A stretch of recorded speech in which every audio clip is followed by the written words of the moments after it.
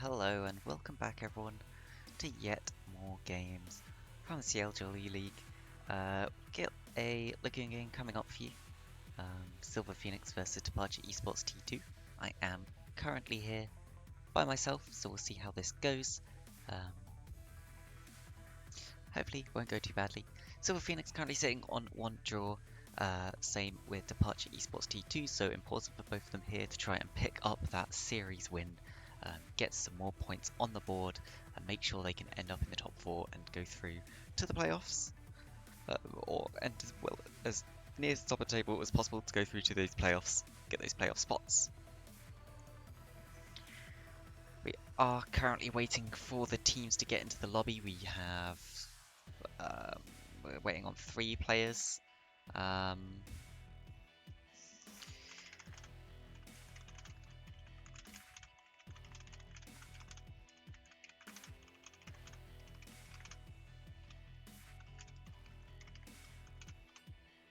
just letting them know how else they can find it. Is there playoff spots in every league? And what's the reward for winning? Yes, there is playoff spots in every league. Every league will have its own mini playoffs. Reward for winning, yeah, basically pride. You won the league if you win the playoffs. Playoffs are best of 3. We were having best of 5 finals previously, but I think we might relook at that because it's quite long, and I'm not sure if it really adds much to have a best of 5 final as opposed to a best of 3. And also, when it gets to the next season, if you want to move up a league and you won yours, then pretty good. Buy him a vegan sausage roll. I mean, that's a great idea, honestly.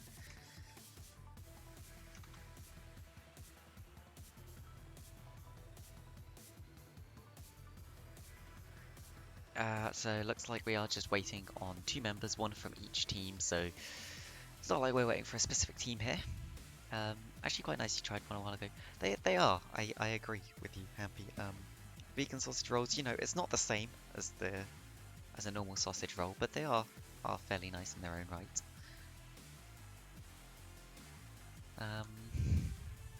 Yep, we are still waiting on 2 of the members to join.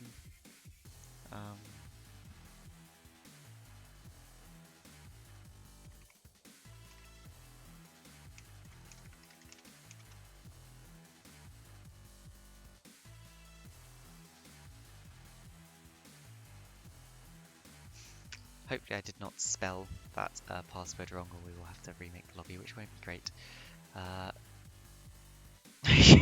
Greg's steak bakes are vegan.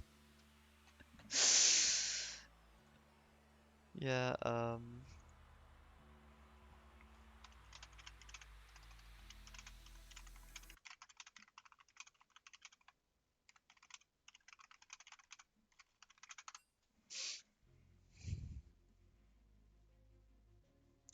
they actually did vegan steak bakes. They were planning to do vegan steak bakes. I don't know whether they did do them in the end or not.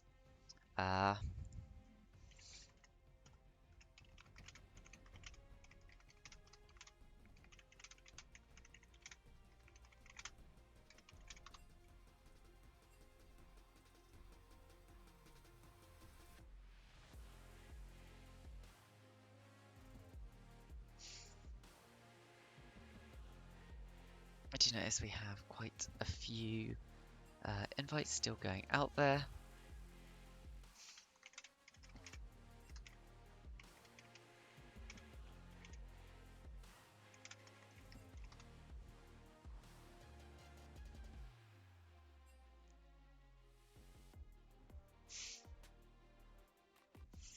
But it looks like everyone is in the lobby.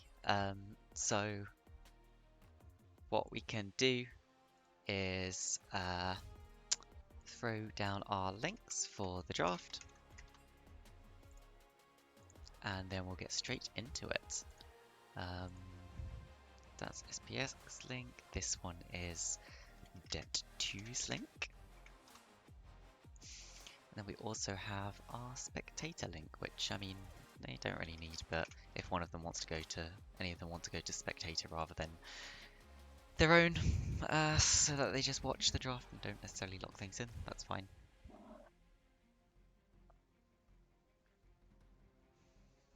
Have I got any predictions for MSI this year? Well, my prediction is we lose our 4th world spot quite badly. Um, I reckon Cloud9 will do better than Mad Lions. Downward Gaming look insane. Again, can't see them losing. They're slightly weaker than they were looking at the end of last year. So it is possible. I can't remember which Chinese team is there. RNG? It's possible RNG could beat them. Chinese teams tend to do really well into the Korean teams just because of the way they play. It's a good matchup for them. Just like European teams actually tend to do all right into the Korean teams. It's some weird like triangle. Well, no. The Chinese teams don't do that well into the Korean teams. The Chinese teams do really well into pretty much the rest of the world. But yeah, I think it's fair to say, like, out of the major regions, I think the weakest one is Europe, or the weakest representative is Europe. And I could even see Mad Lions not getting out of their group. It is possible Mad Lions don't get out of that group. And if they don't, it will be extremely embarrassing. We might be considered as bad as North America, which would be unfortunate.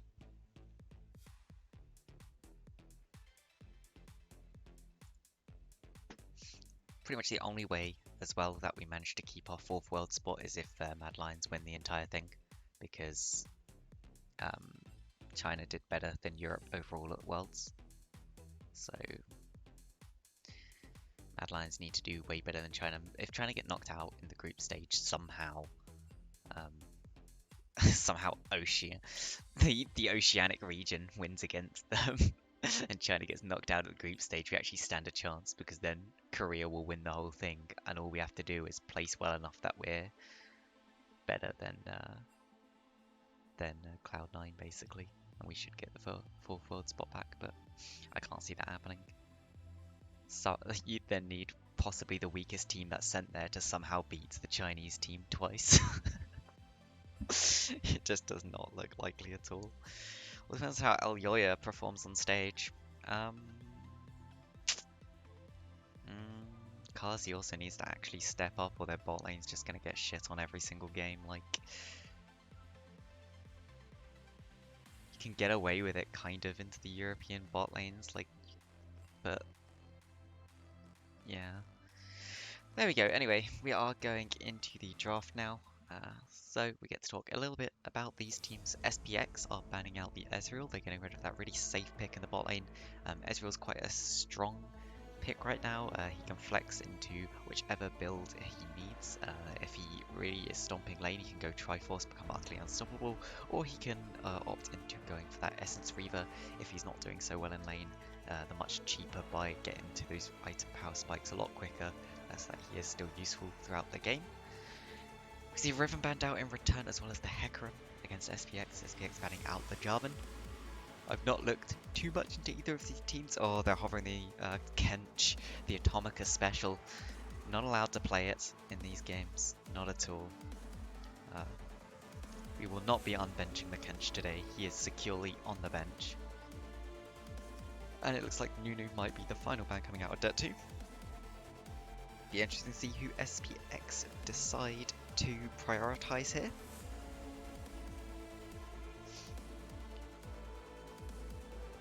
Would not be surprised to see some priority go into their jungle pick. We can see quite a few picks have been taken out the jungle so far.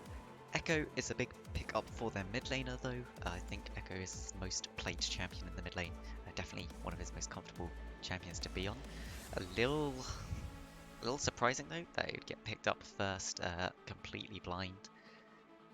It looks like it will be counted with the Seraphine for Departure Esports D2. Now, I will be quite interested to see where they end up flexing the Seraphine to. Of course, it's a big flex pick, but I don't know how many of them actually play the champion. And something I know about this before is because their top lane didn't play Karma, they were forced into Atomica playing Karma when he doesn't really like this. Why is flashing your Mastery emote OP? Well, I'll tell you exactly why it's OP. It has the exact same tilt factor as almost any emote that you can flash at people. There's nothing quite so tilting as the level 4 Mastery flash at you after someone has killed you. And you know, just that really does tilt people. And you can win games entirely off tilt. That is why Mastery flashing is OP. And but anyway, SPX do pick up the Olaf, a nice strong jungler. Will also do quite well into high CC comp. Should be able to do fairly well into Udyr and Seraphine. Thresh as well is just a very strong support pickup. Something that can definitely punish that Seraphine if it's moved towards the bottom lane. Tristana could go mid, could go AD carry, so they're not giving away too much with that final pick. So far, Departure Esports T2 have a very flexible draft here. SPX are pretty much locked in their positions, so it's quite easy to ban against them. We can see Departure Esports T2 banning out the Kai'Sa, will probably ban out another AD carry as well. They do get the counter pick on the top lane, so unless there's something that they're super scared of in top lane, the Jinx I would expect to be banned when you see a Thresh. Jinx Thresh is now pretty much the meta bot lane to go to. Thresh offers Jinx the extra mobility using the lantern that she doesn't usually have. Can offer an amazing amount of peel and sets up for her chompers very nicely. Meanwhile, we see a lot of these big tanky top laners being banned out from the side of SPX. They're getting rid of the Ornn, they're getting rid of the Urgot.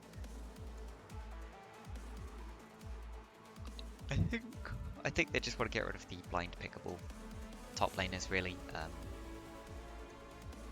And some of these slightly safer picks.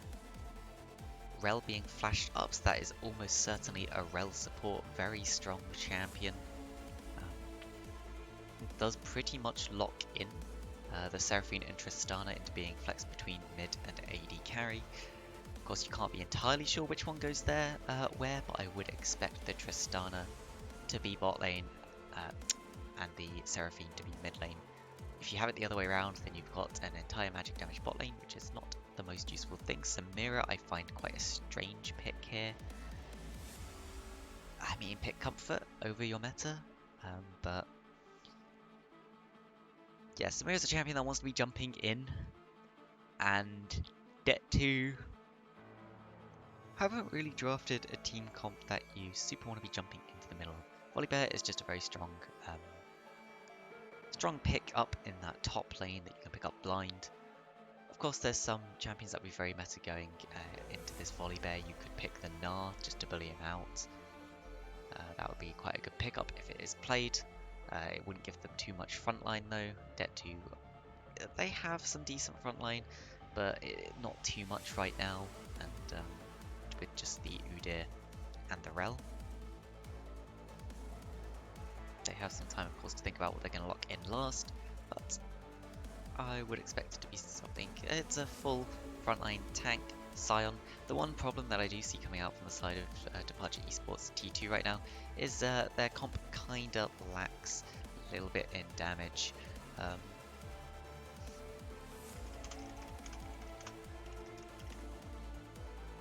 So, yep, I'll quickly put up the prediction for anyone that would like to throw a prediction into the chat. See who will win. Who will win? Will it be SPX or will it be DET2? And 5 minutes, there you go. Go crazy, guys. Put your points on whichever team you want to win. What I will say right now is SPX have a much weaker front line, but their comp is full of much more damage. They also are extremely low ranged, which is something that could cause them some issues if they're trying to run into Seraphine Tristana. Meanwhile, on the side of Departure Esports T2, they are lacking quite a bit in damage. When your only real magic damage coming out is a Seraphine, it's kind of awkward. You almost want to end up seeing the Seraphine go towards something more of a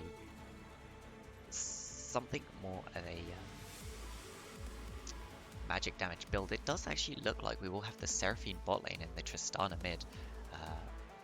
Tristana should be able to bully out the Echo quite a bit more. Samira might actually do quite well into Seraphine here. Could be quite interesting.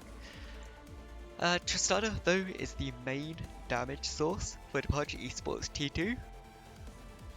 If SPX do manage to get onto this Tristana and shut it down, or shut it down in the early game, it will start to become very hard for Departure Esports T2 to play these team fights. As Happy said, DET2's comp seems very reliant on Trist getting ahead. It's not so much Trist getting ahead as it's very reliant on Trist not falling too far behind. They have to keep the Tristana relevant. They can't really rely on the damage from the Udyr and the Scion. It's reliant on not inting the early game. I mean, you do have a very late game scaling team comp, that is fair to say.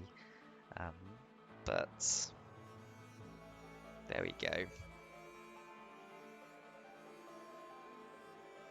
Grizz is saying need to remake. Why do you need to remake? Because we can do remakes, but as we have established, things like incorrect rune taken is not you can't get a remake for unless the enemy team agrees to it, because you have plenty of time to sort out your runes and lock them in. So if you let us know why you want to remake, we can let you know if that's a valid reason.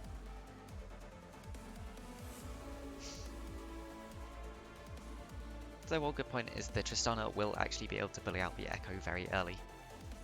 I'd expect to see the Olaf trying to put some pressure in towards this mid lane.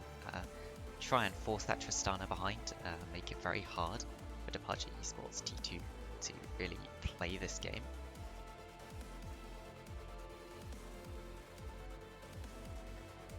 Lobby was made wrong, couldn't see Trist mid and went magic resist. What do you mean lobby was made wrong? Like, that Tristana's clearly on the mid laner. I don't understand why it's made wrong. Also, having a magic resist rune, not the worst thing in the world either.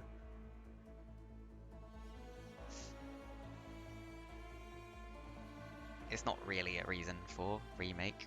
It's not like you tried to swap and it didn't. Unless you can show me like that the Tristana came up as not being the mid laner, but I'm looking at the lobby right now and Tristana is the mid laner in the lobby. Like, in fact it did just start loading the game.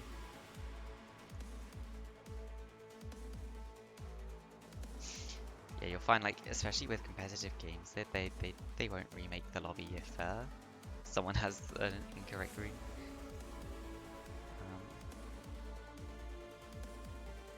Also, I mean, honestly, there's far worse things that you can have. Like, it's fine. It's not a real reason for remaking. I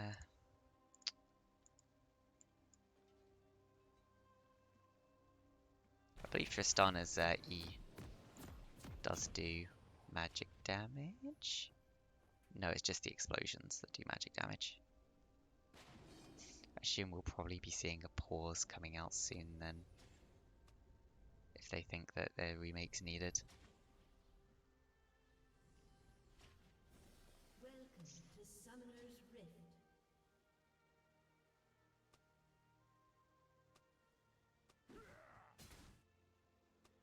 30 seconds until minions spawn.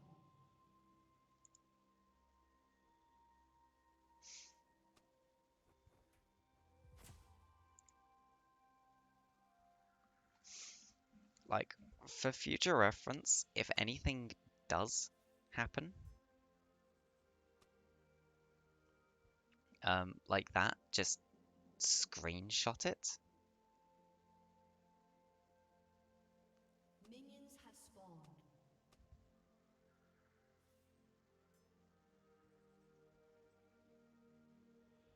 Wait. Did I actually make the lobby as a blind pick?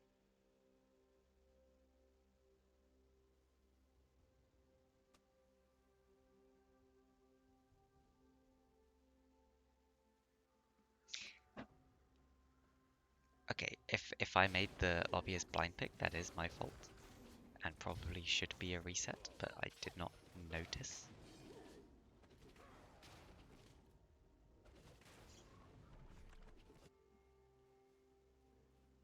I mean, put it this way, we can tell if it's adversely affected the game by a lot because we'll see a early mid kill if that did happen.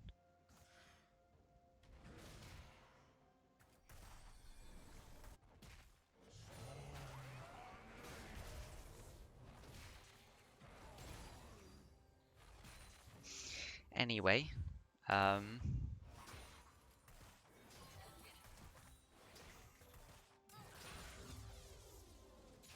all very strange. Anyway, we see an engage down towards this bot lane. SPX hit 2 just first. A lot of damage being returned down onto Lyre though. There the hook goes in onto Zedrez. Too much healing coming out though. Flashes from both sides. Zedrez incredibly low. Will get picked up in the end by Allegasia. Allegasia doing his best here to help keep his support alive. Lyre's just baiting Atomica in. It looks like Atomica might just try and walk this one out to keep himself alive, but a dash through from Allegasia. That's a double kill onto the Samira. And yeah, that could be a big issue.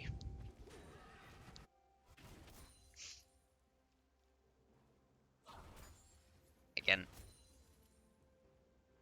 I mean, I have a feeling now SPX aren't gonna particularly want to remake anymore. um,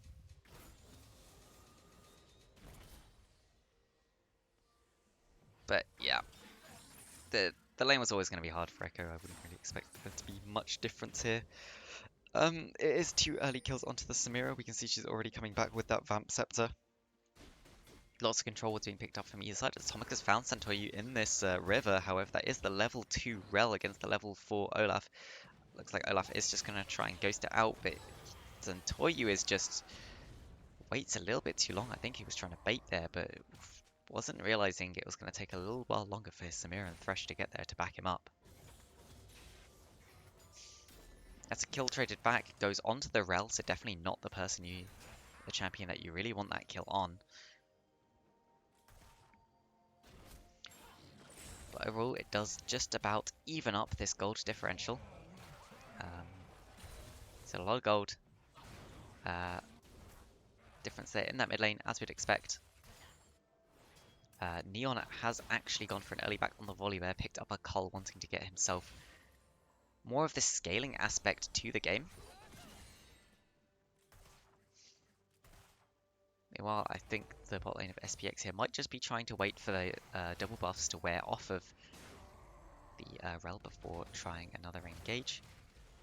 Patadinho here actually getting the better of Neon on a lot of these trades. Neon's going in though. There's a lot of damage put down. W, a nice dodge away from the devastating smash from the Patadinho. He's taken down, but surely the Scion passive here will be able to pick up the volley bear. Nope, does not look likely he will in the end. Neon does just get out of that one alive.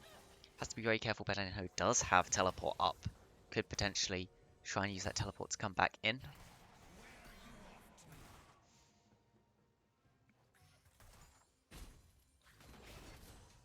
But there's a lot going on in this early game. 4 kills over around 5 minutes into the game.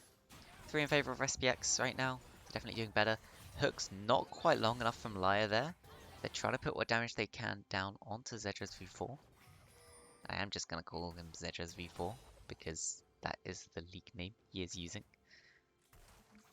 And I can't be asked to remember what it actually is. Oh, and Lyre does do the hook. Predicts Atomica will try and get to the side, but Atomica just keeping straight ahead there will not get hit, not get pulled in. There is one important thing to really note about these matchups is the Seraphine will be farming, so we'll be getting a lot more gold. We'll have to track what she does choose to pick, whether she chooses to go for that Moonstone, try and just keep her team alive during these team fights. Early Drake, though, is picked up by SPX. There is no 6 on the Olaf. Alligator will take that Lantern out. TP being channeled in. I'm not really sure that he wants to come in here, though. Neon on the Volibear is going in onto the Seraphine. One is picked up already. Banja the Ganja actually just running them down. The early power of this Udyr, and the game has turned right back around.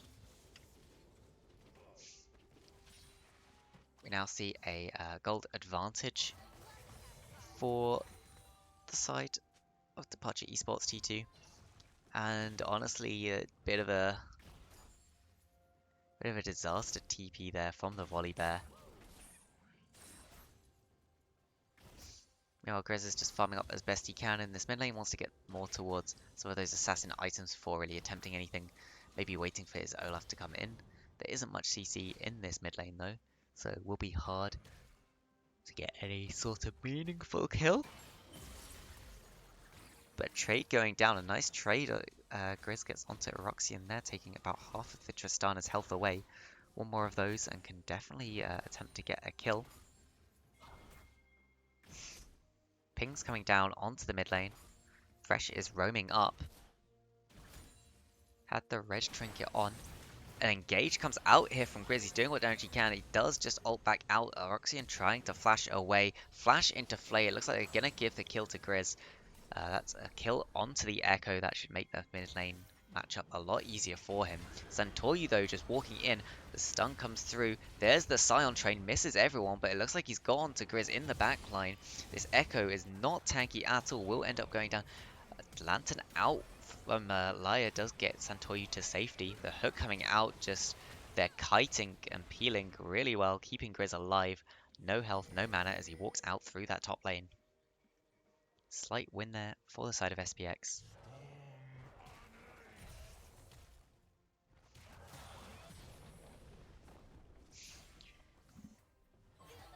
Meanwhile, we will see Santoyu just pick up some of this XP in the mid lane, seeing as his mid laner has to back. It's very smart of them to realise, don't just let these waves go into the tower and lose them. Actually, make sure you pick up all of that gold. Oh, a hook does go down onto Relflate into the tower, but Tonka knows not to hit. And does just keep himself nice and safe.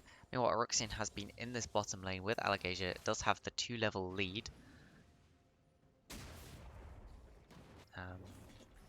Just be very careful. That's a lot being picked up from Grizz there. He picks up some armor.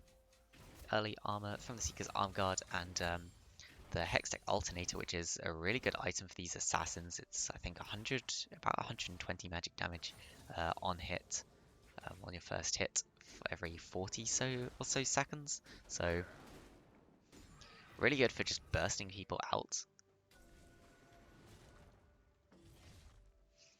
It should help him get through this squishy Tristana quite a bit more. Oh, he's putting down the W, but Tristana stopping to clear a ward might have actually saved her life there.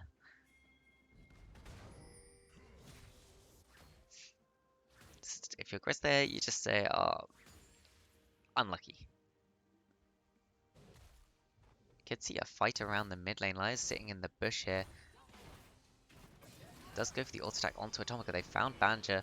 It is a 4v3 though in favor of SPX. They take out Eroxian. The Tristana is down already. Now Banja and Atomica forced to just try and run away. Atomica is dismounted though and will easily get picked up. That's another kill into the pockets of Thorel. Meanwhile, Neon and Padino fighting in this top lane. There's a lot of damage coming out from the Scion. The Volibear healing is just about keeping him alive. Ultimate's traded. Neon will pick up that kill in the end. Should be able to just walk away from this Scion. We'll turn around to kill the zombie. I believe maybe you get 25 gold for killing the zombie. Banjo looks like he might want to go to try and steal this Rift Herald. You have to be very careful if he dies here. That is 300 gold they've lost. Does not get the Herald. It is secured by Santoyu. And SPX will walk out with their big purple shell boy. Meanwhile, Neon just getting some extra plates on that top lane. Managed to managing to win out against the Scion with the cold start, with the Sheen. Um, I do think Padinho's not really thought about his build path here. The early, not Ninja Tabby, plated steel caps will be extremely effective into a champion like a Volibear, especially one that's gone for a Sheen, and would provide so much more benefit than the Barmy Cinder actually does. Oh, Santoyu punted over the wall there, but the hook was still on Atomica. It is taken in. Rel channels the ultimate. But here we go. The Olaf's in the back line, putting down so much damage. Can't quite take out Atomica or Zedrez here, but here comes the bear. Goes straight onto Eroxion. Eroxion will jump out. The health bars are extremely low. Grizz is on about 200 health. Neon's under 100 left. Grizz jumping back in with the ultimate, though, will pick up one in the end. Allegasia extremely low. The ultimate from Allegasia coming out, getting so many kills here, picking up a Quadra into the pockets. Ooh, Allegasia playing with fire here. Does take out the Scion Zombie in the end. And these two are incredibly low. Allegasia has a lot of healing, but I have to be careful. Yep, Allegasia will tank this up and should manage to keep alive while they take this infernal second dragon going over to SPX as well. And that's a 7-1 Samira. I didn't want to say the name of Samira's ultimate, but I forgot what it was. Inferno Trigger, of course. And I mean, if you're a fan of Departure Esports T2 here, it's not the end of the world. Your Tristana does have 4 kills. She is fairly fed. Interesting point is we can see the plated steel caps picked up by Allegasia here, realizing that, you know what, if I die, it's going to be from the auto attacks that the enemy champions are putting onto me, so I may as well just pick up this item that's going to slow down how much they attack, really slow down their kill threat on me.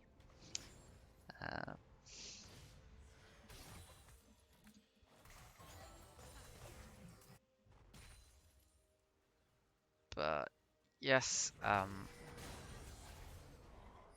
Fedina is getting some nice trades onto Neon, but we can see the damage and the healing just coming out here. The Sheen is just so strong. Even with the plated steel cap there, Fedino might have actually died if he hadn't had those plated steel caps to help keep him alive. Banjo is coming in though. A smite onto it, into the ultimate. Neon turns it back around though, picks up the kill onto the Scion. Now does just have to try and kite that zombie out, will be stunned down. Kill goes over to the Scion, and that will be important in helping to keep that Scion in this game. The Lantern does go out to Santoy. The flash away from Lyre. Double charm comes down from Zedrez, but the ultimate on the Olaf means that you cannot stop him. He will just run out of this one. Kill is picked up. Grizz walking straight into the arms of Eroxion, though, will ult straight back out towards his own team. And fishing for the hook. Lyre is being taken quite low, though. That crit almost managing to take him out. Looks like they might want to go in on this. Eroxion has to be a little bit careful, though. That is an Echo and a 9-kill Samira sitting next to Lyre.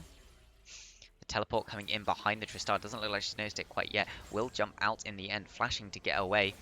This ult Volibear back. Banjo's gone in. He really wants to take this kill, get something back for himself, and he will pick up 1 kill. It's traded back in Allegasia, though, getting yet another kill, sitting on 10-1. And this Samira could have really struggled into this enemy team, but she's just so fed now. It's going to be really melting through this front line. Looks like they want to turn it around. Atomica jumping in does manage to take a flash. Herald was put down in this bottom lane. Looks like they want to break first tower. The tower will be going down, and SPX will surely just run forward here. Allegasia almost got the Inferno Trigger ready. Inferno Trigger is ready, stunned up, does press the Inferno Trigger, healing so much, is taken down by Eroxion in the end, though. That is a massive bounty. 1,000 gold in total onto the Tristana. Olaf trying to turn it around, doesn't quite get Eroxion. I think he misclicked there, and auto attack Banjo with the final one. Looks like Zedrez might be able to turn this around with the help of Banjo.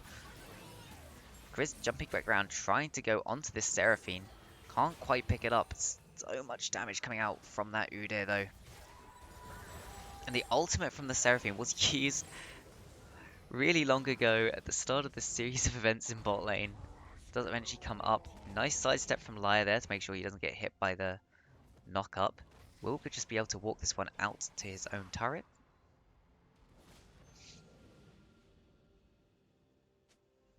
And overall, the gold is fairly even, only about a 400 gold lead for the side of SPX.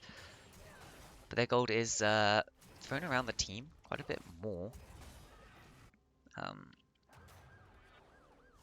if we look generally, the gold lead for the side of SPX is in that bottom and top lane, and for DET2, the gold lead's mostly on the Udyr and the Tristana. Tristana is really who you want this gold lead on, so good news for them.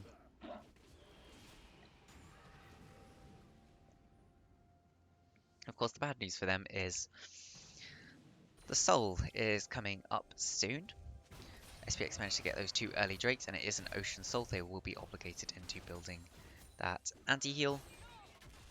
Tomica just jumping out to make sure he gets out of that one. Oroxian going straight over the wall. DET2 do have priority here. They will pick up the Scuttle Crab. That will give them vision of when this dragon will be started up. It is spawning in just 2 seconds. Teleport coming in from Grizz to make sure that he's able to join his team for this potential fight here. Root goes down onto Lyre. That's a decent amount of damage. He gets the hook onto the Tristana though. Tristana actually managing to jump away, buffering the rocket jump quite well. Lyre is very low, but you know, on the backside, SPX look a little bit unsure of where they're going right now. Olaf did use the ultimate in that exchange. But the 1-for-0 with the Tristana gone down, SPX should just be happy to start this up. Not the Tristana that's gone down. Went down. Atomica went down. Oh, they are trying to turn it around onto Algasia. Loads of damage thrown out. Lots of stuns coming out from the Seraphine, but being zoned out by Neon in the end. That means the healing won't come through for the rest of the team. Banjo's in a lot of trouble. Tries to flash away, but will get picked up by Algasia in the end. Neon does take out Seraphine on the back half. Badinho is taken down as well. Will try and pick up Santoryu, but that Drake easily secured by the side of SPX in the end. They do get the full ace 5-0 in that dragon fight, and the dragon as well. Could not have gone much better for them. So this is now about a 3,000 gold lead for the side of SPX. I will say Lyre is playing this game incredibly well. We can see why they put the priority on the Thresh rather than some of the other potential picks that they could have. Atomica just hooked in there. Nothing he can do. Taken down.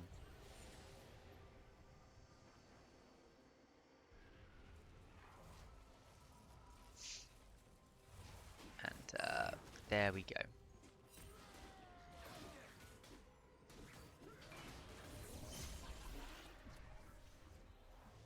Second Herald will get picked up by SPX in the end. Sure, I mean, whatever. It gets it off the map, I suppose. Hopefully they're able to use it to break at least one inner tower or create pressure on the map that will pick them up something else. And I personally wouldn't really mind them just even dropping it towards the bottom lane and then just running straight to the Baron. Forces the enemy team to try and go towards that bottom lane to clear it, or fight you around the Baron. And SPX are so far ahead right now that they should be okay to fight. They should be perfectly happy to fight at the moment.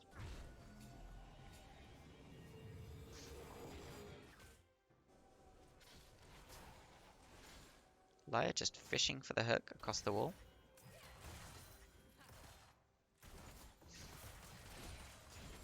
What's the org of SPX? Well, SPX Silver Phoenix. I don't know whether they have an org there. A beautiful hook there. The rocket jump was not buffered correctly, and that will be one dead Tristana. Inferno Trigger also taken, but instantly stunned by Banjo. But Alagasia is just way too strong right now. Too much damage coming out. So much in return, though. Badinho is doing quite a lot. Alagasia healing up. In the backline, though, the Olaf is just taking down the Seraphine. Almost manages to get the Udyr as well. And it just goes from bad to worse for the side of Departure Esports T2. SPX will surely run it down mid now. They have that Herald. It's a guaranteed inhib. If they want it. I expect they would probably take it at the moment, just to create extra pressure towards the later game. If they catch a Roxy in here, they can definitely go for the end. The Herald is currently up. Looks like they will escort it into the tower, maybe try and get one of those Nexus towers. No, they are backing out. Oh, the Herald Charge does manage to go off. Not quite taking down that tower. That's incredibly low. They have to be very careful with that mid wave right now. Any minions that get onto those towers should be able to take down one Nexus tower, leaving them extremely sad. Santoyu does get interrupted here. That is the jungler. If they take it down, this will be a really good pick. They do manage to pull out the Olaf ultimate. He will heal up, jumping forwards from Eroxian. I believe he was slowed down by one of the fruit there.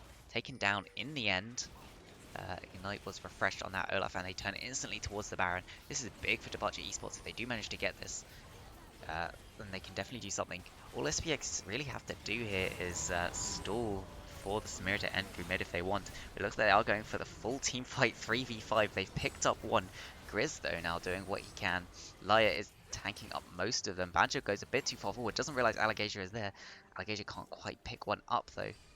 Will try and stack passive on the Samira, but they do manage to stall the Baron. 2 for 1. It's like, oh, but that is an instantly killed Rel, and yet another kill going into the pockets of the Samira. And those are some big timers right now. SPX could choose to just turn to this Baron themselves. They could choose to attempt to end the game when Nexus Tower is already down. Looks like they will choose to turn towards the Baron. They're not doing the most damage to it, but they do just need to wait for their Olaf to get there. And it should be a very simple, easy pickup. Banjo and Zedras for being forced to just look after the mid tower right now. In fact, we can take a look. The mid tower at less than half health. So Ocean Drake is spawning in 10. That will be the soul for SPX. If they get this, it's very hard to see how Departure Esports will come back into this game. I don't think they were in particularly bad spots. It was just towards these teamfights, they didn't really have enough damage to finish off the front line of SPX. Didn't really have enough effective peel that they could use. Atomic was just going down too quick. Oh, a massive hook onto the Samira here. Zedra's just picked up in the backline. That's surely going to be the end of the game if SPX can do something well here. But there's a big knock up from the Scion. He's doing what he can to help out his team. The hook onto the Uda in the backline though, and Atomica and Scion are here trying to do what they can. Pidinho won't be able to do anything there. That has to be the end of the game. Game 1 going over to SPX in a fairly dominant fashion. It was scrappy towards the early game, but yeah, eventually they will run this one down. And there's the nice bug. Everyone loves seeing the bug, you know. Gotta love the bug.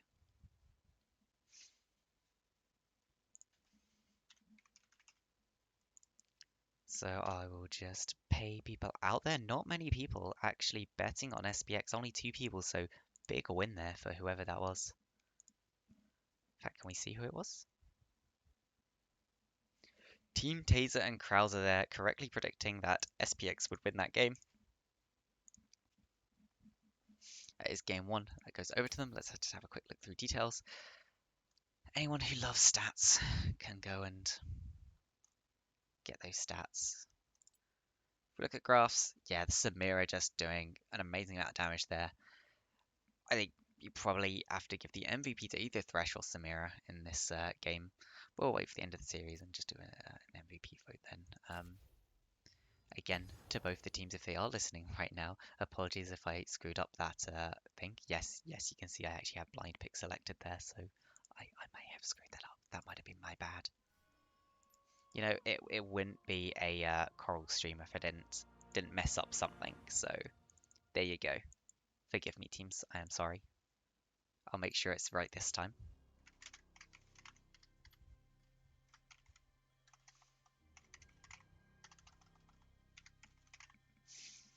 Okay, let me just set up the lobby. We'll invite 1. We'll invite 2. Then I'll just quickly set up our links again.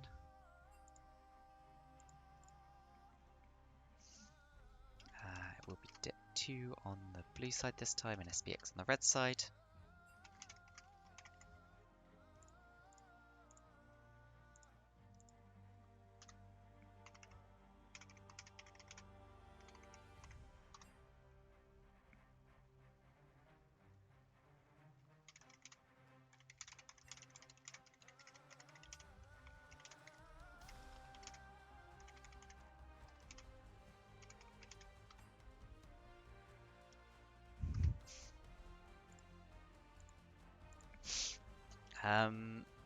But we are just waiting for the last 2 players to get into the game.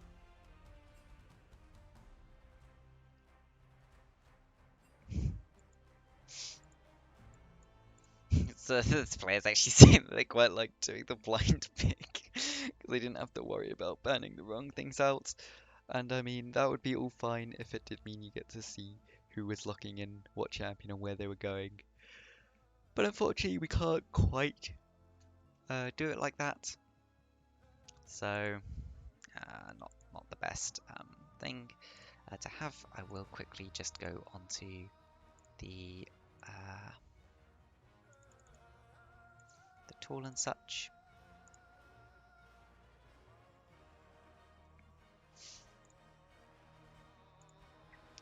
Get all of this ready to go. We're just waiting on one player still to join the lobby, and then we can kick off.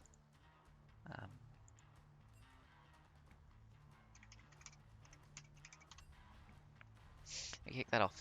Yeah, so I think it's quite obvious coming from that last game that maybe the Samira is what we'd expect to see banned into this second game.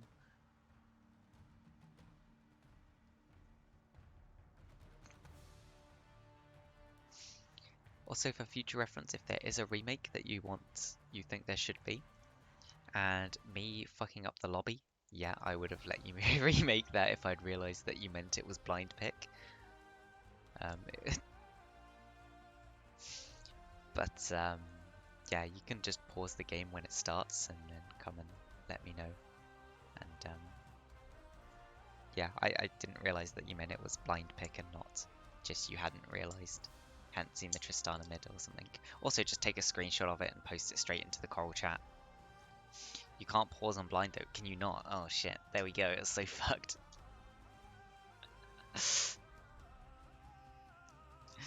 Yeah. Oh well, I mean, put it this way. The team that was badly affected by it won the game, so we can't complain, thankfully. um, why is Coral production broken? Well, I mean, I think we've just shown it. We can absolutely break something, make it blind so that one team takes the wrong runes, and make it blind so that one team takes the wrong runes and they still win. So that's clearly why it's so broken. And look, I mean, it's this broken because all of you wouldn't be here if it wasn't. You'll love it. Don't pretend you don't love it. Like, yes, you can complain if you want to. I'm not going to stop anyone from complaining. I'll be back in just 1 second while we're still waiting for the last player.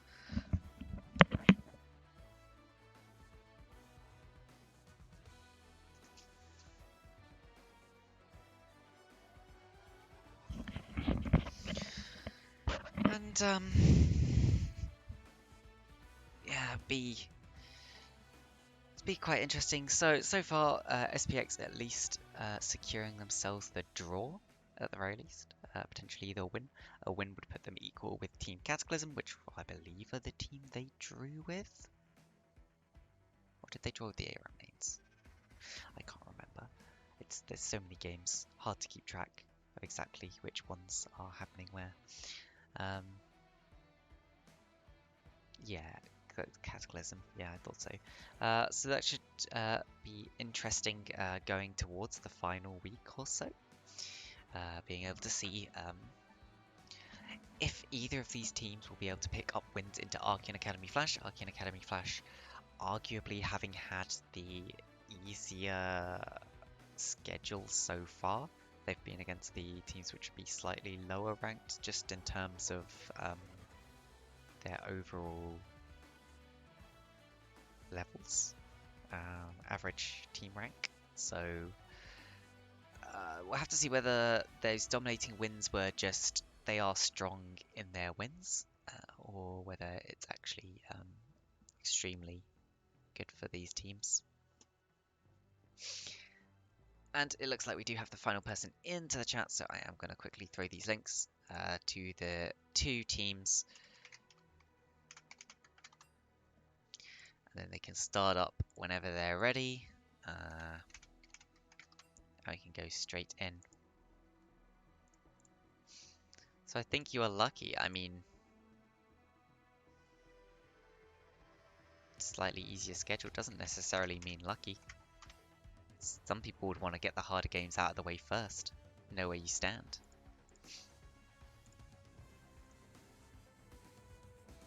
And yep, the teams can just ready up whenever. Nothing beats the Tub Girl tie streak though. Yeah, that is true. I mean, has Tub Girl come up against TLH yet though? Oh yeah, they have. They did TLH before. We do move it into draft though. And straight away we see DET2 yet again banning away the Riven. Not wanting to have to put up with that one. And in return, SPX will be able to consider their first ban. It's the Thomas Kench, giving the respect over to Atomica and his big toady boy. Honestly very respectable. Fresh is banned out. In return, that is something that was played extremely well in the hands of Lyre. Not too surprising to see that banned out. They believe that was the problem with that draft. This does suggest to me they don't really know how to play some of the counters against it. But Thresh is a very strong champion right now, does enable a lot of other the other strong champions, so safe ban if you want to get rid of some of these. Others, Xayah, banned by SPX, and also getting rid of Seraphine, saying, you know what, yeah, you played Seraphine last game, but that was really annoying, we don't want to see that again. DET2 this time also prioritizing Udyr yet again, really thinking this is a really good champion. I'm not sure whether there's potentially jungle issues. Jungle champ issues inside of DET2, or they just think Udyr is that strong compared to the other meta junglers.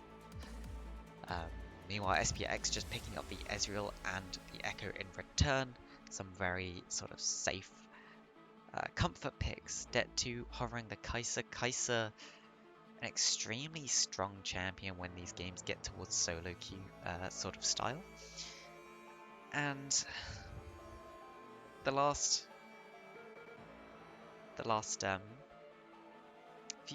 game was a little bit scrappy towards that earlier game, so maybe a game where Kai'Sa can really pop off and do well. Alistar also picked up in return, maybe expecting SPX to go towards a Leona here and wanting to make sure that they get the slight win in the countering matchup. Do you see that coming out quite often, but it is the Morgana locked in instead. It's an extremely hard team for Alistar to engage upon.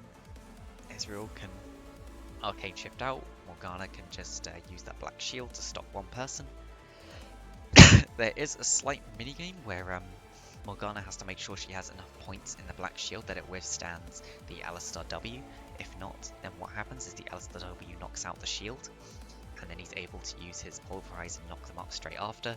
So if player is smart here, we might see a couple of points put into this Morgana shield early just to make sure that it will withstand that initial jump in.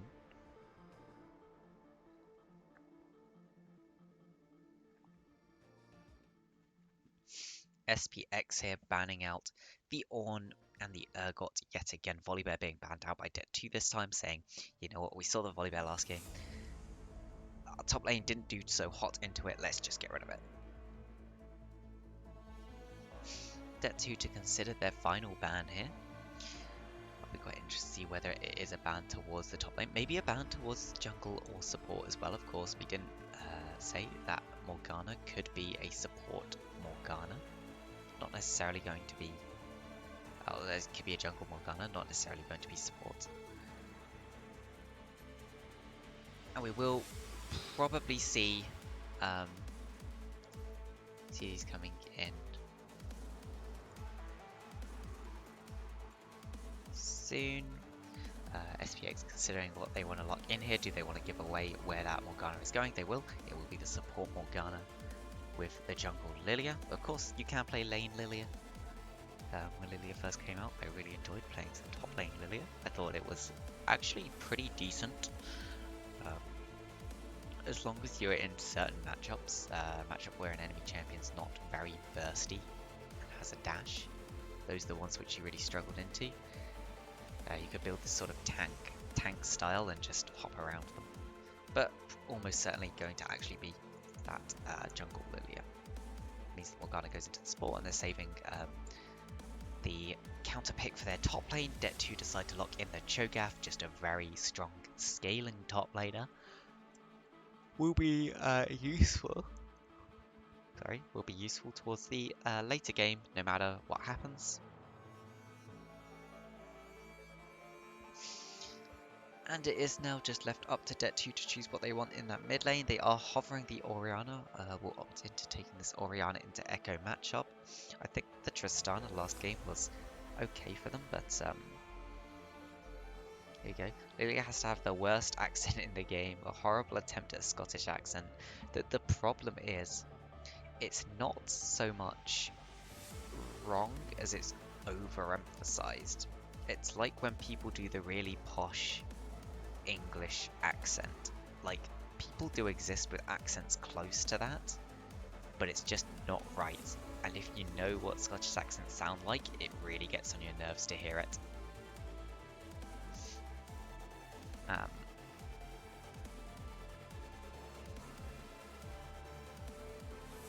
Yeah, it's like when an American attempts an English accent, exactly. We do see the Darius locks in. Darius, very good pick into tanks, should be able to do fairly well into the Cho'Gath. And this does round out our draft here. We see some big front lines. A big front line coming in from DET2, not so much front line from SPX, really just going to be relying on that Darius and potentially the Lilia if Lilia does decide to go into a more tanky route. I do think the more tanky route is going to be probably preferable. It's probably is going to be what we, or it's what I would like to see, just because I think that's going to help them out a lot more, being able to have Lilia running a little bit faster.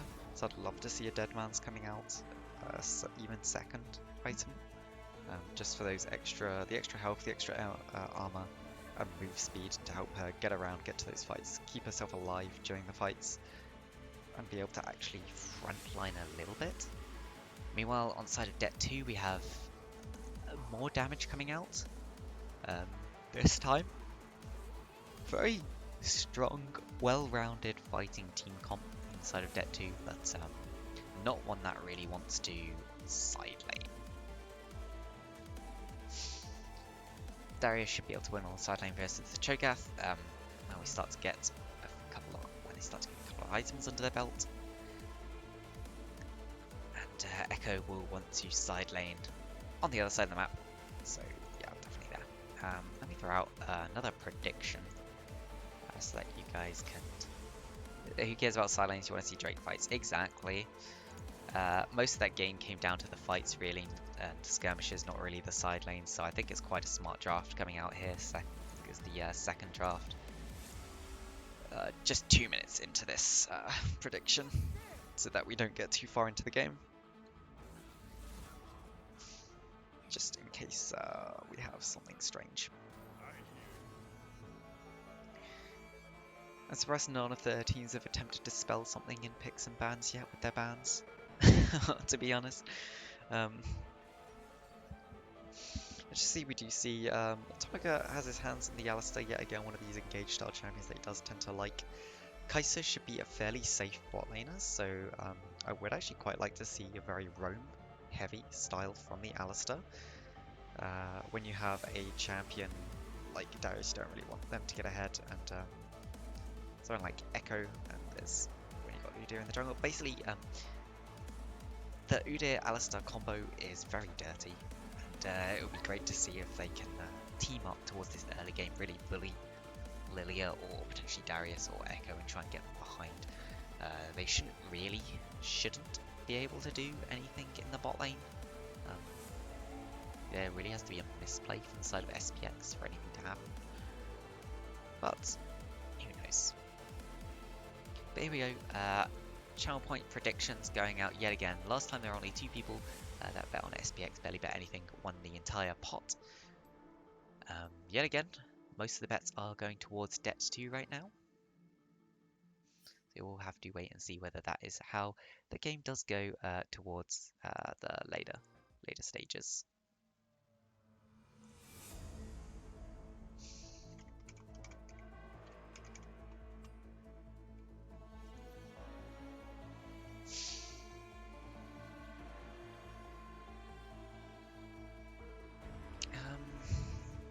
Is there anything else really to say about this team comp?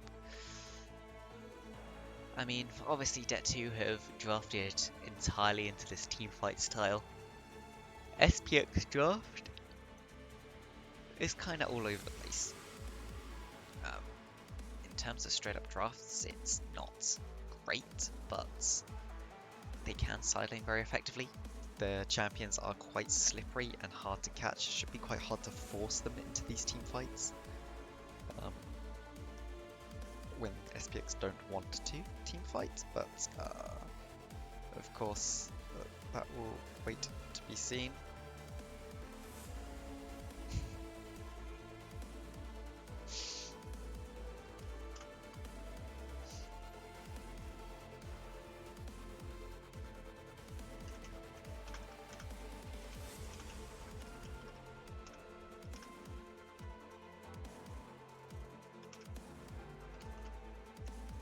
So yeah, definitely something to keep an eye on. Will be whether SPX is forced into these team fights or not. It'd be interesting to see whether they do actually manage to play the map, or if they're just going to win through smashing the lanes.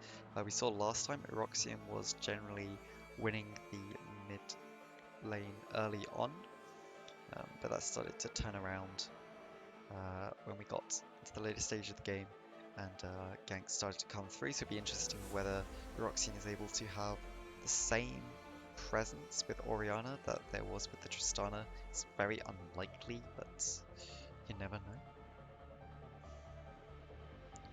Personally, I think Orianna's a bit overrated as a champion than she should be compared to the other mages right now. People really undervalue how much gold, like how much effective gold her E brings to fights and skirmishes. And the fact that it's lost, I believe it's 4 armor and MR level 1. That's actually quite a lot.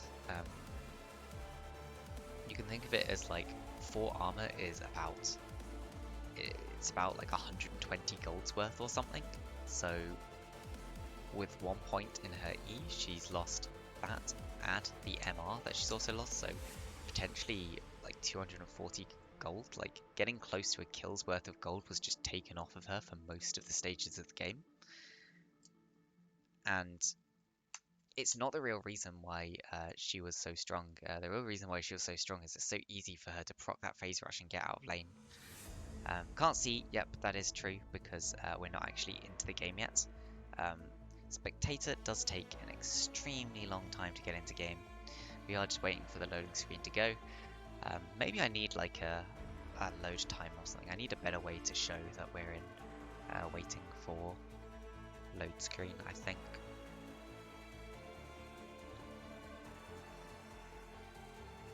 But anyway, we're in load screen, not quite in game yet. I can tell you a bit about what we see. In terms of runes, we do see there's the exhaust on the Morgana. Should be able to exhaust Kai'Sa when she tries to jump into the backline. With the Aerie, so a bit more of this poke style coming out from bot lane of SPX. Both mid laners taking teleports, wanting to do more around the map. Lilia opting into the phase rush instead of the Dark Harvest.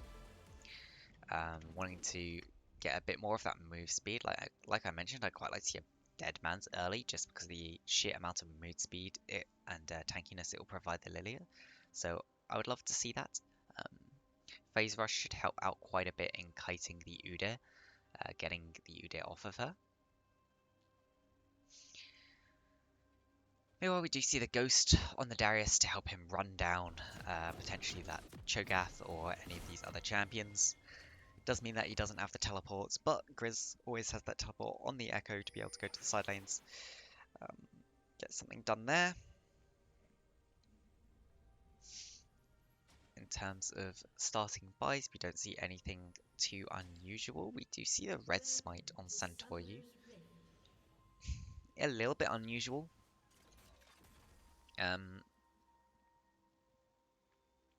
Wanting to get a bit more of that 1v1 power, help him keep alive if he is found out in the jungle by the Udyr.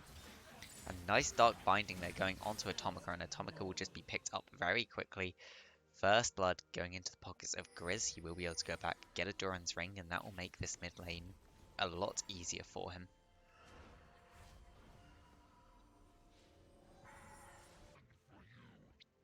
Yep, and we can see he's picked up that Doran's Ring there. Does also have the 2 stacks on that Dark Seal. Incredibly strong start here for the side of SPX. So they're Atomica using the Cowbell skin. Hopefully we'll see a lot of Cowbell spam. Got to get every little edge you can get over your opponents. So here we go. We're already ringing the bell. And as we go into this lane, Eroxion will have to be very careful because we'll have more AP than expected. With the extra AP that the Dark Seal with the 2 stacks will provide, and the Doran's Ring as opposed to usual. The extra mana also means that we expect the Echo to be able to probably push the Orianna out of lane first, but we'll have to wait and see how that goes. Small trades coming out all around the map. Neon just bullying Patinho a little bit. Patinho should know to just walk up only when he needs to get those minions. The wave will come into him eventually, but it does stay around a little bit too long. There's a lot of damage being put down onto the Cho'Gath. Cho'Gath, a really good champion at sustaining up, but yeah, that's a lot of damage they didn't really need to take. And Neon will just try and bully this Cho'Gath as much as possible. Ward put out there from Grizz just to catch out the Udyr as he tries to come down the river. Put onto the top side of the map. You can see Lilia and Udyr both clearing the jungle at approximately the same speeds here. But the way Lilia has approached the jungle does mean she will full clear it first, and Udyr won't be able to because he has left up those Krugs.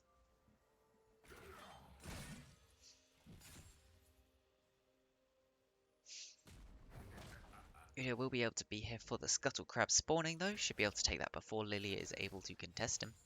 Looks like Lilia is moving down towards the Scuttle Crab though. Santoyu will spot out Banjo doing this. Smite comes down early, but Santoyu is still not able to pick it up.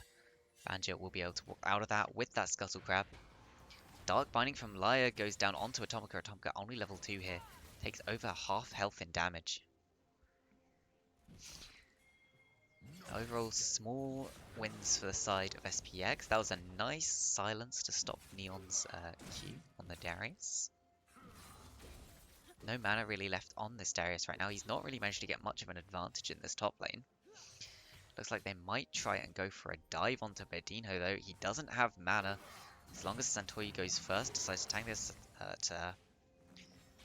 very easy pick up there. Kill into the pockets of the Lilia, and that'll be a lot of denial of CS from the Cho'Gath. Nice Dark Binding from Lyre will just make it so that they can walk out of this one in the bottom lane. And I'm not sure I really like the fact that the kill went onto the Lilia there. Yeah, Lilia can convert that kill around the rest of the map, but you really just want this Darius to bully the Cho'Gath as much as possible. You can see that even with Cho'Gath having to use TP come back, he's pretty much even on CS with Darius. In fact, they are exactly even on CS. So not really much of an advantage being built up there from that kill.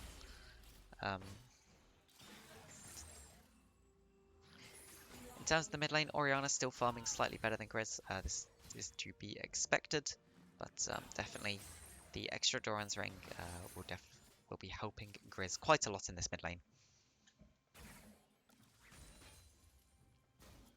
We'll have to wait and see when they both do choose to back. Both mid laners sitting on about 1,000 gold. Grizz could back now, I believe, to get that Hextech alternator, so we might see him try and time a good back very soon.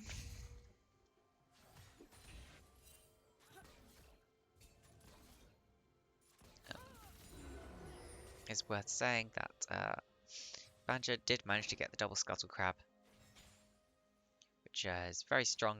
Will keep him up in terms of farming with the Lilia for now. Both of them going for those CDR boots early on.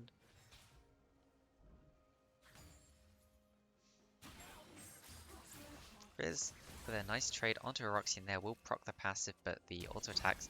But flash forwards from Neon onto Bedino.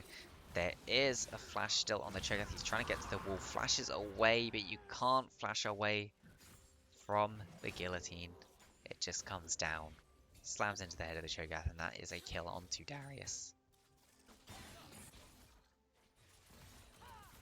Meanwhile, Banja is getting something back for his team. He is taking that Infernal on the other side of the map. That is a Dark Binding down onto Zedra as before. A lot of damage being put out. But there we see the shield does stop the knockback from Atomica. Atomica ending up having to flash. Took a tower shot. I think he expected the shield to run out a bit earlier there than it actually did. Jump forward from Ignite. Geisha puts a lot of damage down. Oh no, they're just bullying this Cho'Gath really good here. From the side of SPX, they just know exactly what they're doing. Santoyu will pick that one up, and there's not much Pedinos can do here. Yeah, we can just see they're pushing down these tower plates. Massive leads being built up in this top lane. Poor Pedino still level 5, the same level as his ADC at the moment. As his ADC and his jungle, actually. And this Darius is just really far ahead of his lane opponent right now. If we look at the gold, in fact, you can see almost double the amount of gold, 1,400 ahead. And that little Bramble Vest on the Cho'Gath, that's not going to save him.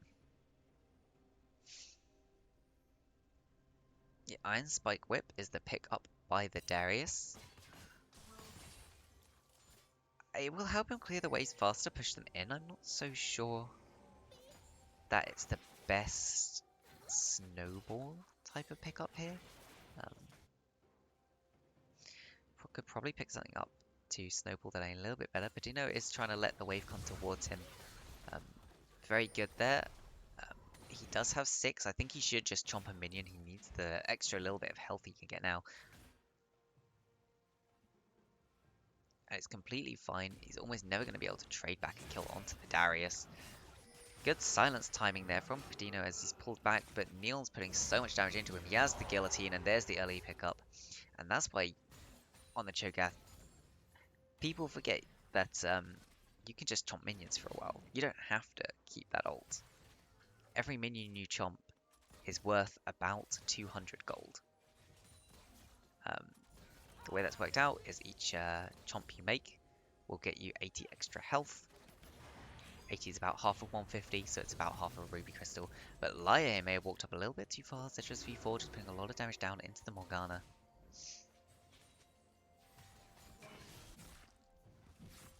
Neon here doing a lot of damage to this tower. Banja's coming in though, gets a stun onto the Darius. They should be able to pick up a nice little bounty here. The chomp does go down from the Cho'Gath. And, hey, I mean, he got a stack eventually from it. Chomp was not needed there, but at least that's another stack that you can use the stack on minions instead. Ocean Drake will be spawning in about 2 minutes. First Drake did go over to the side of Departure Esports D2, so this is not the most important Drake, but we already know that it is an ocean, which means we're either going to get Mountain Soul or the Cloud Soul, so we'll either be getting the strongest or weakest soul in the game. That's quite a difference right there.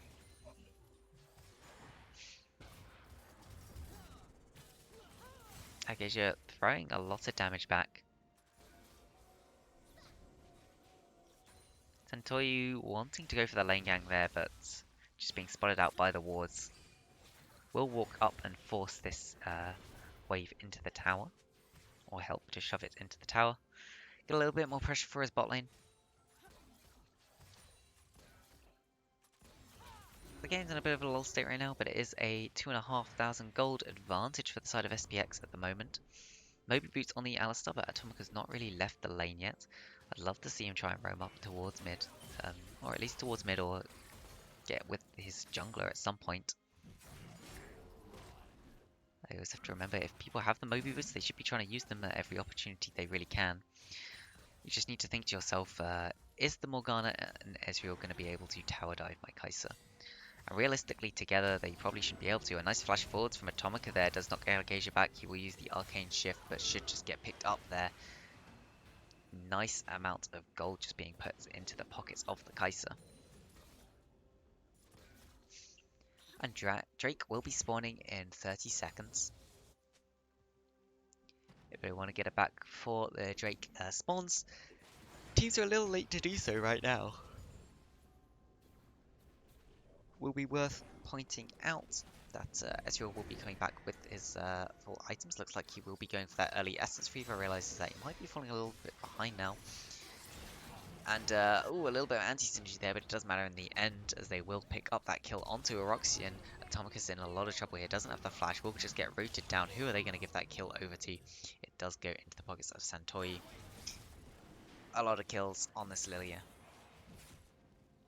And they are going to try and draw out this this Ocean Jake. I'm not entirely sure why.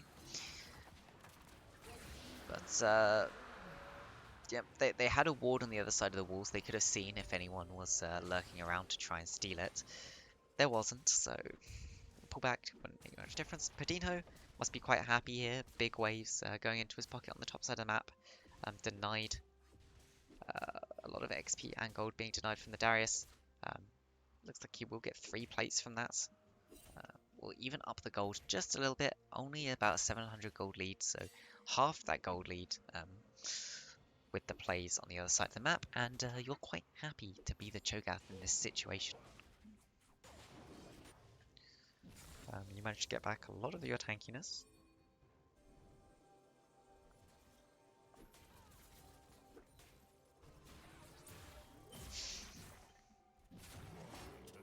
So, I always had this interesting thing about Barmies.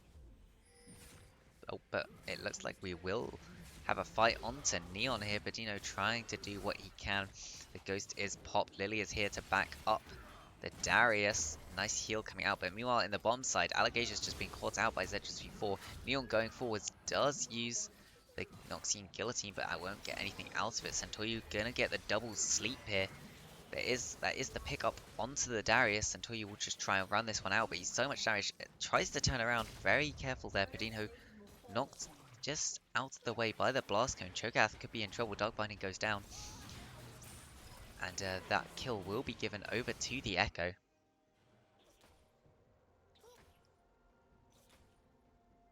Not too bad in the end. For the side of Otafachi Esports T2, they do end up giving over one of those kills, but on the other side of the map, they will pick up a turret. SPX also just stealing away this blue buff.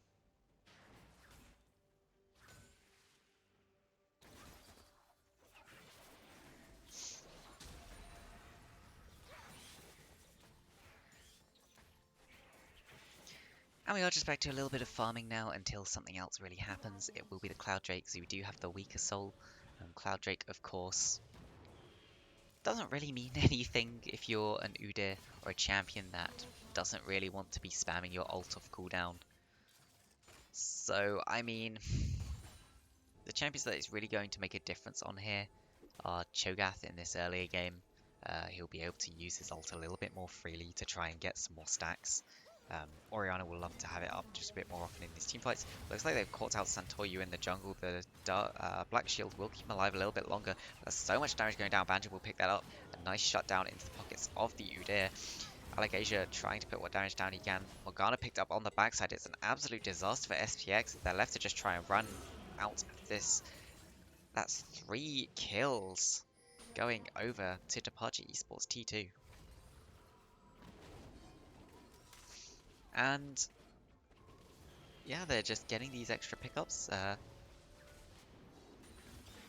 which is really what you love to see if you're a fan of the team.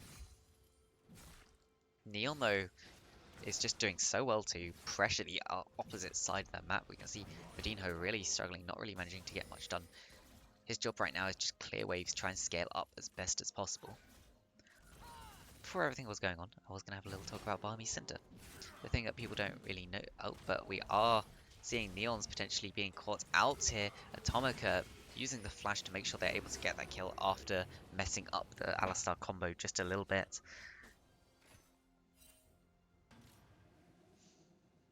We'll also secure the Scuttle Grab. Oh no.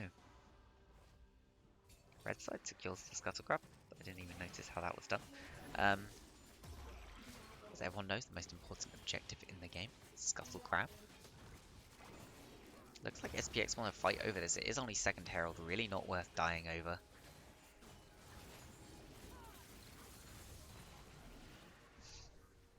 Yeah, we can see it does go over to Departure Esports T2, but they'll probably use it to open the mid lane turret, which is not the worst thing in the world. It will give you a little bit more freedom on this map to move around and set up for these team fights.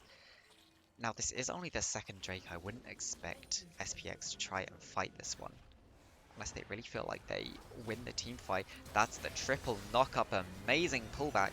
And they're just being taken so low, Atomic going in, but no one from SPX has fallen right yet. Somehow Neon ends up in the back line, but it will go down in the end. Lyre is zoning them out. The damage over time ticking down onto Eroxy, and a flash forwards from Grizz to pick that one up, but the CC goes in. He's not able to use the ultimate. Pulsar Jensen dies. Oh no, the ultimate wasn't actually up.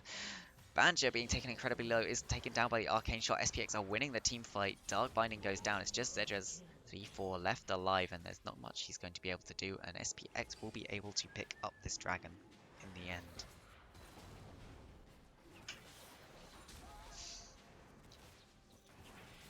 Well, I mean, I found the magic way, at least, that we can trigger a team fight. All I have to do is start talking about Barmy Cinder. Every time I do, team fight breaks out. But no. The point I wanted to make about Barmy Cinder is in terms of pure combat stats, it really doesn't give you much for the cost. Because you have to build 2 Ruby Crystals to build it.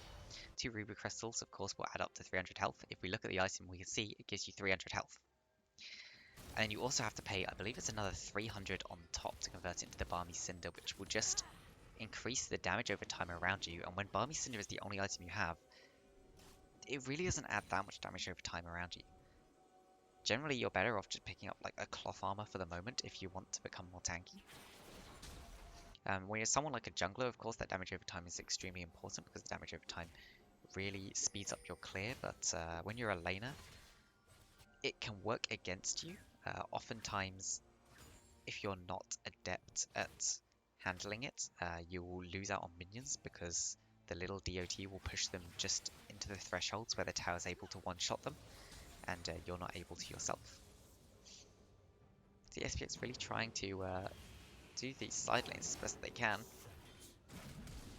Neon here will flash over the wall to get out of that one. Does not quite want to die. And it seems like the game has slowed down yet again. Barely any difference in the power levels of the 2 teams right now.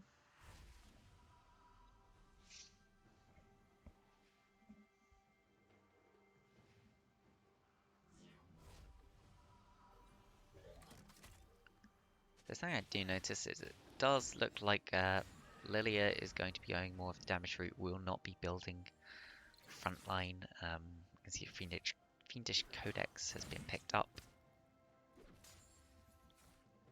which means this Lilia will still be extremely susceptible to just being one shot. It's going to be played more as a burst mage rather than a fighter.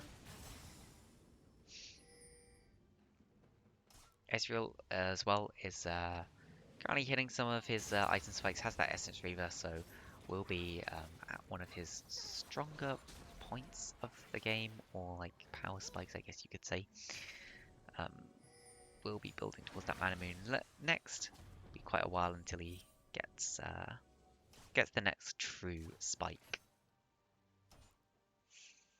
Looks like Grizz might be building a Nash's Tooth, which interesting. I don't really know what you build on Echo nowadays, but that will definitely give him a lot of side lane potential to be able to really force down these towers. Looks like we're moving towards a fight in this mid lane.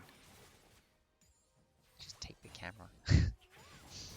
Oh, and the trigger is pulled by DET2. They are going down onto this Lily. It's not tanky at all, but it does have the Zhonya's. Will go golden and keep yourself alive. Meanwhile, Grizz has assassinated the Udyr, not the Udyr on the backline, has assassinated part of the backline. Fight is breaking out, but that's 2 down from the side of SPX. The tower helping out. A nice knock up from the Cho'Gath there, and SPX just fumble the team fight entirely. Really get engaged there from DET2, and SPX are punished for not respecting it.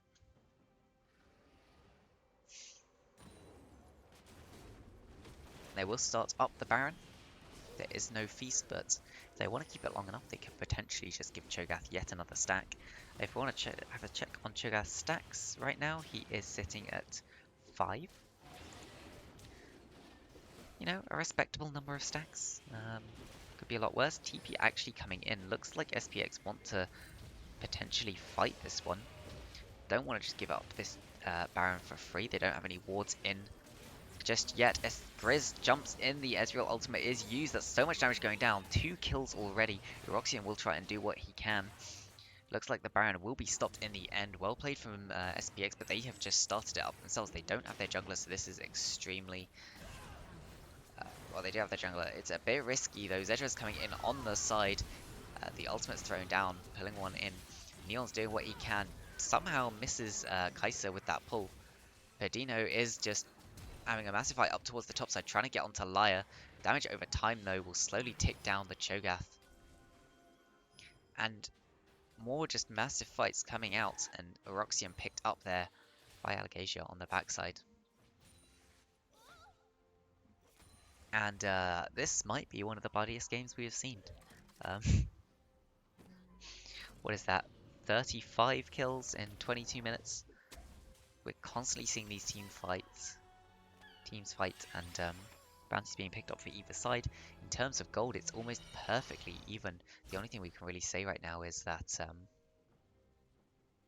SPX are slightly ahead on the Drake counter, but arguably you could say that DET2 have the Drake, which is far more impactful for them in this game. The AD and AP will scale up a lot better than the slight missing health restore. SPX, though, wanting to make sure that they get this Drake, put them onto soul points. A lot of damage down into Grizz. Zedras doesn't get the final auto attack down, but so much damage, and that Kai'Sa is doing what she can to kite it out. Does get shut down in the end. Alistar's down too. Perdino just trying to get onto the Ezreal, but the tunnel vision is just CC'd down and taken out, and SPX should be able to easily pick up this Drake. And one thing worth noting, the extra move speed is really going to make it hard for DET2 to be able to force these team fights that they want to force.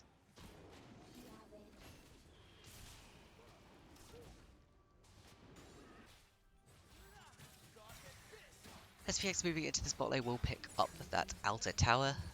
SPX struggling actually to get a lot of these towers. The wave clear has been really good from the side of Departure Esports T2.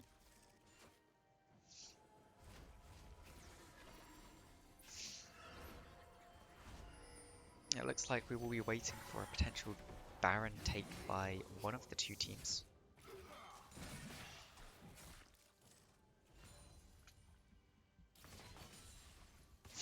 Tomoka trying to move forwards towards Neon.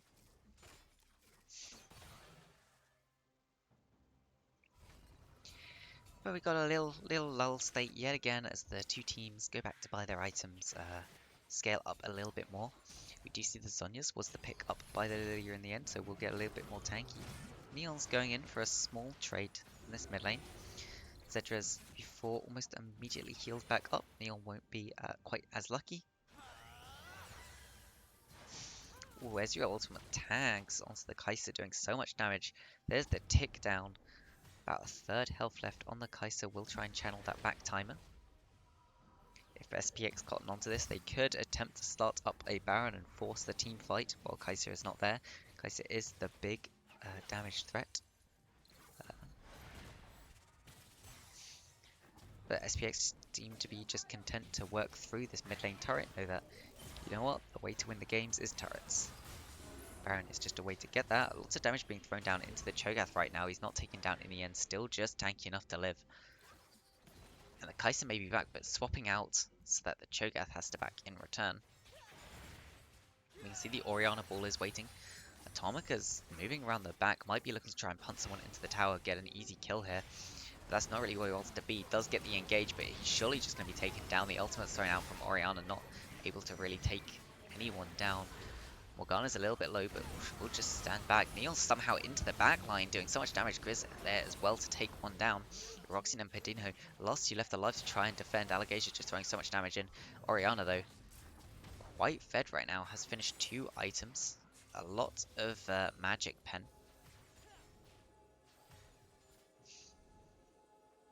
Looks like SPX might be moving towards this Baron. It will be known that they're starting as the blue trinket was in that Baron pit. Cho'Gath will try and move there to get in range potentially. No, it looks like they will just give this one up in the end. They have no real way to steal it. SPX will get the Baron for free, and overall are just slowly winning this game. They managed to get back to their 5,000 gold lead.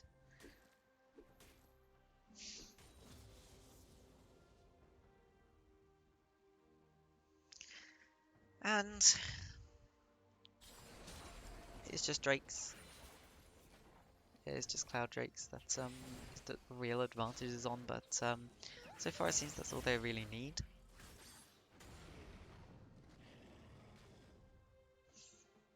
It's worth noting most other teams, I believe, have just banned the Echo into Grizz, with Grizz getting the Echo both times here.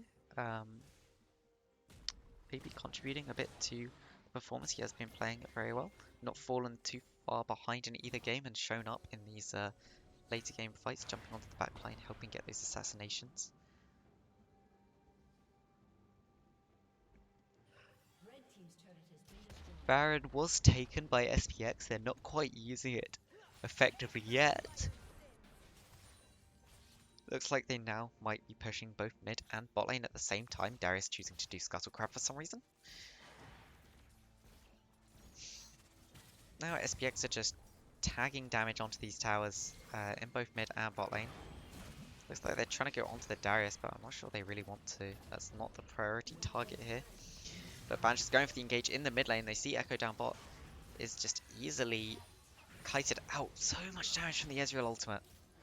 Tomika is hex flashing over the wall, trying to get the knockback. That's a beautiful ult from Orianna. So much damage going down, but it's being turned around. So much damage coming out from Neon and Santoyi. The AoE Qs from the Lilia and the Darius are just too much, and SPX are maybe just a bit too far ahead in these team fights.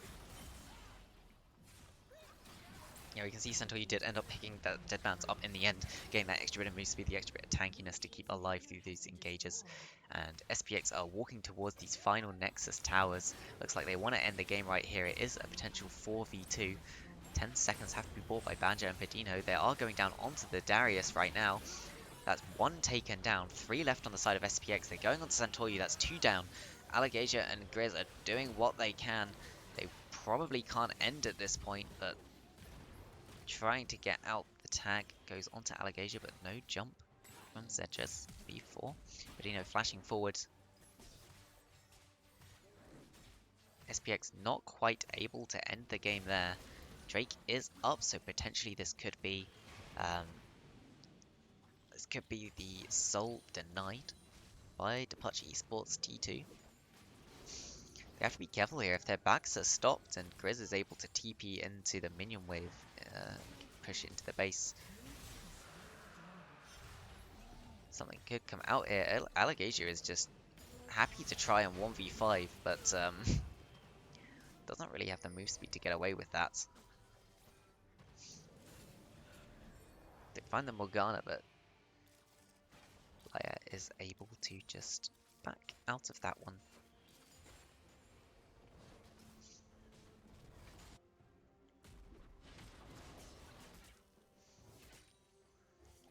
So, the game's not quite over yet. Here's a 5,000 gold lead still for the side of SPX. Likely that they will be able to close this one out fairly soon. Grizz actually quietly getting so many kills on the Ezreal, currently sitting 12 and 3. 3 finished items, 4 if you count Medjai's as a finished item.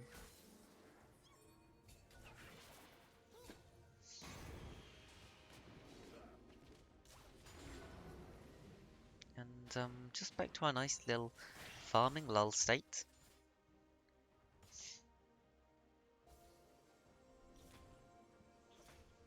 Both teams just pushing waves back and forth towards each other, getting some gold, getting some XP. Of course, in the long run, that is going to help Departure Esports T2 a little more.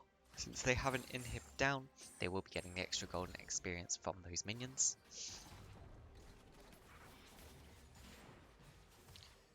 Darius actually just running down the mid lane, it seems, with a wave. The return has to come out. Roxian and Padino looking for Grizz on this side wave. Grizz, though, just using the Protobolt to run out. Time wasted there. And SPX will be able to just pick up this inhib tower in the bottom lane while Darius is pushing in the mid lane. We may see a fight breaking out here. Atomica being taken incredibly low, picked up by that arcane shot at the end. The pull goes onto Banja. Beautiful Dark Binding comes out. The Drowsy goes down, putting both to sleep. Neon just jumping, Grizz jumping in, assassinating them there. Just Eroxian and Padino left alive. It seems like this keeps happening. Just those two left alive to try and save the game. Padino is taken down in the end. Just Eroxian left alive to try and save the game, but not going to be able to do anything alone. Orianna. SPX will take game 2, take the win over Departure Esports T2.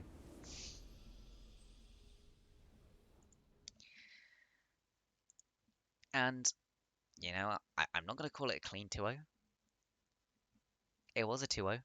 Definitely not clean by anyone's standards. But here we go. Here is all of the stats. Banger of the series. Yeah, it was a banger of a series. 83 vision score coming out from Laya there, really flexing the support warding muscles. The Ezreal doing so much damage. And yeah, I think most people did think Craft was in favor of DET2, but SPX do manage to play it and do it out better. I do want to especially commend them on what they did towards the top side of the map. Really genius to realize that you need the Darius to do well into the Cho'Gath, put the Cho'Gath really far behind. So that was very well played from them. You know what? We will do a let me finish the prediction off. We'll pay out to literally no one betted on SPX. So let's see. I think people are just going to lose their points, maybe. Yeah, I think maybe people will just lose their points there. We'll do a quick MVP poll. People can vote who they thought the MVP was. I'm not going to write SPX on the front of all of their names because literally all of them are SPX. Was it Neon? Was it Santoyu? Was it Grizz? Was it Allegasia? Or do you want the MVP to go to Laya, the support? 3 minutes. Throw your votes in there, guys. Who do you think deserves it for the entire series? Who should take that overall win? And if anyone would like a quick, very quick interview, and by quick interview, if anyone would like to come on stream and just say something, because I definitely do not have the voice cords left for an interview or any questions ready, then do let us know. Pretty much all the votes coming in here for the bot lane of Silver Phoenix. Bot lane did incredibly well, of course, so that's not too surprising. Yeah, not too surprising. We'll leave that to go, and when it's done, if we don't have anyone that wants an interview, we can just end the stream. So the loss does mean that Pacha Esports T2 will be sitting still on 1 point. Silver Phoenix catapulting themselves up to 4 points, putting them equal with Team Cataclysm. Very good for them. Keeps them in the race for first place. If they can score a win off Arcane Academy Flash, that will still put them ahead. So yeah, we've got very, very close, interesting standings in Lagoon right now.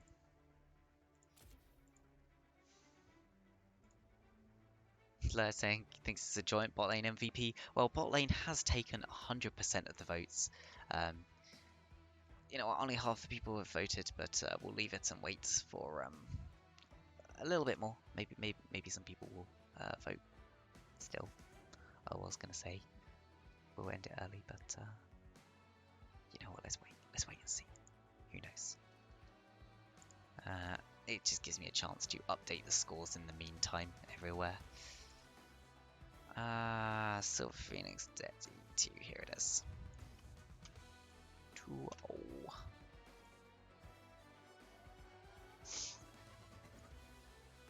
Okay, where are we at? What are the votes? Doesn't look like we're getting any more votes. So, we did get a vote for Grizz as well. One vote being thrown towards the mid lane there, saying he did do very well on the Echo.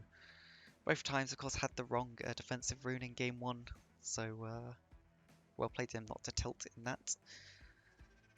But the majority of votes going to Allegasia there, so congratulations to Allegasia getting the MVP votes, doing extremely well on the Samira and the Ezreal both games, doing just so much damage, and really helping SPX to that win. Okay, just kind of trolling, not gonna lie. Yeah, I mean, they won't say that. But anyway, we do have more games coming up later in the week. I think we do have a little bit of a pause until Thursday, but on Thursday we should have some games coming up. Should be a lot of fun. So join us for the future games, guys. Thanks for coming and watching, and we'll catch you next time.